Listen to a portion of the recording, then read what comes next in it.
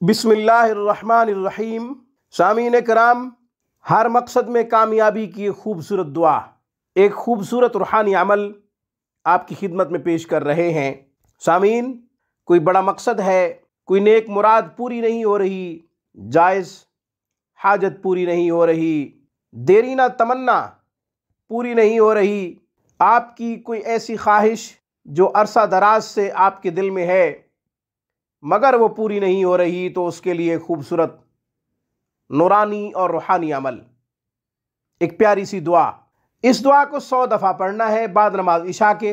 बाद नमाज इशा 100 दफ़ा पढ़ना है।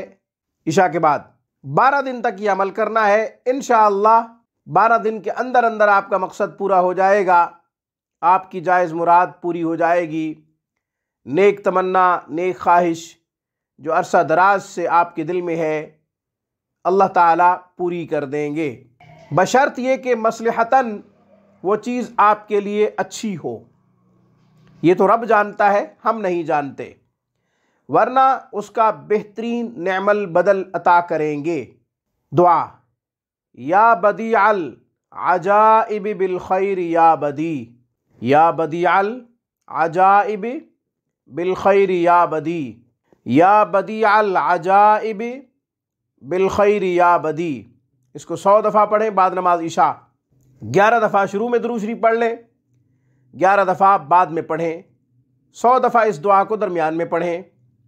इससे पहले 2 रकात सलातुल हाजत की नियत से पढ़ लें तो क्या ही अच्छा है, क्योंकि जब भी रसूलुल्लाह को मुश्किल पेश आती थी आप नवाफिल अदा किया करते थे। उम्मत को भी यही सिखाया, तालीम दी कि जब भी कोई मुश्किल पेश आए तो अल्लाह से मांगो, अल्लाह तबारक व तआला की तरफ कामिल रुजू करो, मुतवज्जे हो जाओ और उससे खूब मांगो। वही वहदहु ला शरीक है, वही मुख्तार कुल है, वही हमारा दाता है, सबका दाता वही है। तो 100 दफ़ा बाद नमाज इशा इस दुआ को पढ़ें, 12 दिन तक पढ़ें। अव्वल आखिर 11-11 दफ़ा दुरूद शरीफ पढ़ना न भूलें। इससे पहले 2 रकात सलातुल हाजत की नियत से नफिल अदा कर लें, फिर देखें रब की तरफ से कैसे मदद आती है। आज की वीडियो में बस इतना ही। रूहानी परवाज़ को सब्सक्राइब कीजिए।